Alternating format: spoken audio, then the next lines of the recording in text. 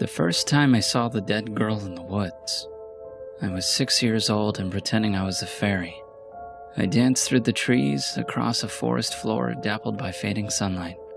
The earthy smells filled my nostrils, and the cool breeze soothed my skin. Around me, birds chirped and squirrels rustled through the brush. It was serene, beautiful, perfect. Then, I saw her.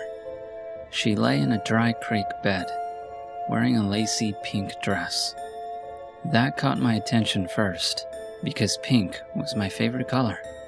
As I got closer, I noticed her flowing chestnut hair, the haziness of her wide-open blue eyes, and the bright crimson blood tracing the corners of her mouth. She couldn't have been any older than myself. I felt no fear when I saw her. I was a child, after all. Too curious, too naive to recognize the danger. I knelt down beside her, not caring about the dirt I was getting all over my skirt. "Hi," I whispered. "You shouldn't be here," she gasped. Her voice was empty as a hollowed-out log, as raspy as autumn leaves brushing against each other. She didn't sound like a young girl. She sounded like a wicked old witch from a dark fairy tale. I froze in shock, not knowing what to do. "Get out of here," she said.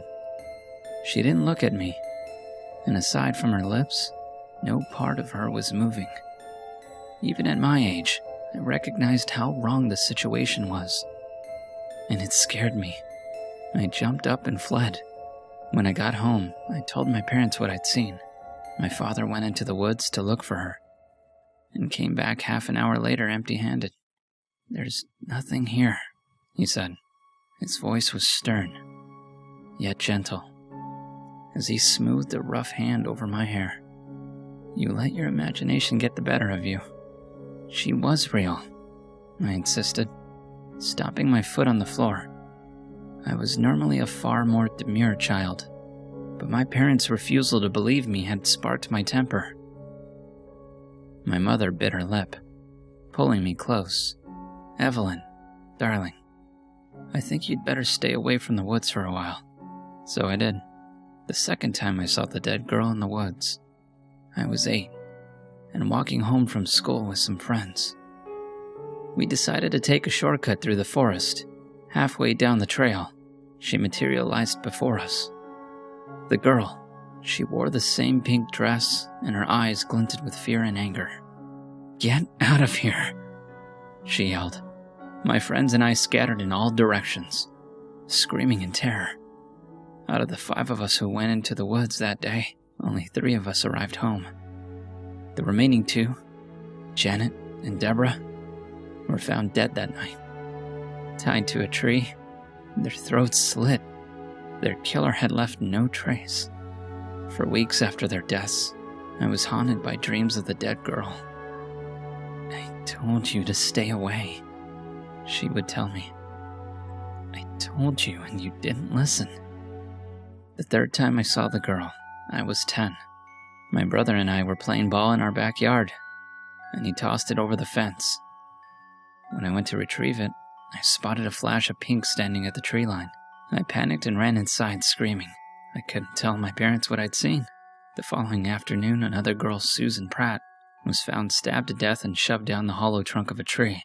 My family moved away from the woods after that. We found a new house in the center of town, far away from where all those terrible things had happened. But that wasn't the end of the nightmare. Every 2 years, 1 or 2, sometimes 3 girls would go missing, only to be found dead in the woods. The killer was as elusive and mysterious as a ghost. And while hundreds of people were questioned, the authorities never came close to finding him. The 4th and final time I saw the dead girl in the woods, I was 16. My boyfriend had just dumped me, and I ran out of his house in tears. In the dark, I became disoriented and wandered into the one place I'd vowed I'd never return to. She was waiting for me. The girl, her skin glowed deathly pale in the moonlight, and her eyes were on fire. "Go!" she yelled. I wanted to run, but I was paralyzed, even when a hulking figure with glowing red eyes appeared. even when he grabbed me by the arm and yanked me off my feet. I couldn't move. I couldn't even scream. He dragged me deeper and deeper into the woods, to a place where the birds didn't sing and the moon didn't shine. He threw me face first onto the ground. Bitter, grainy dirt filled my nose and mouth, mixed with my blood and tears. He began stomping on my back again and again with a heavy boot. I heard a sickening crunch as my spine broke. My legs went numb, and I lost control of my bladder. My wet skirt clung to my broken body, heavy and damp as a second skin.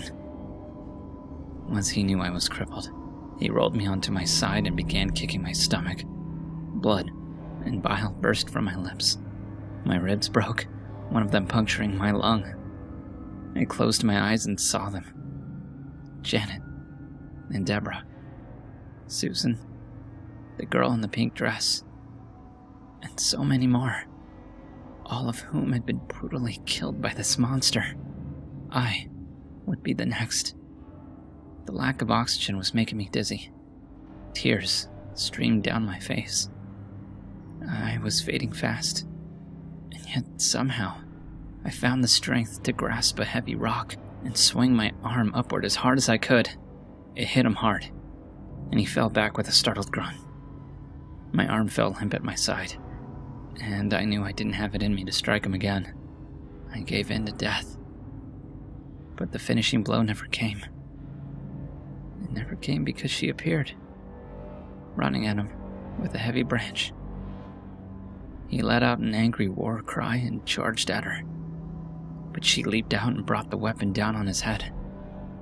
He collapsed, and she stood over him, hitting him again and again. She didn't look like a girl anymore, dead or alive. She looked like a bloodthirsty lioness, intent on killing her prey in the most painful way possible.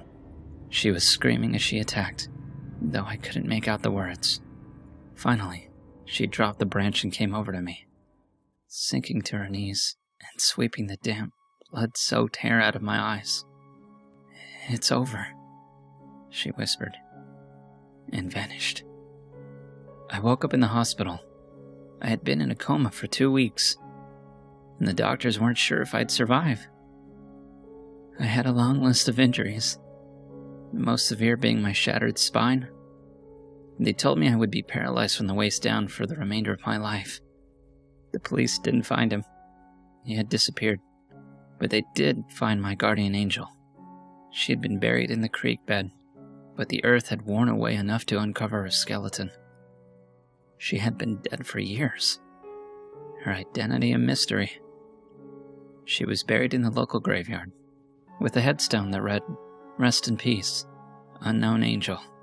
That was all so long ago. I'm 70 now, still in a wheelchair. I became a school teacher despite my disability. I'm married. I have children and grandchildren. I still live in that town. I could never bring myself to leave. I don't know who she was. I don't know who he was. I don't know why she chose to protect me and no one else.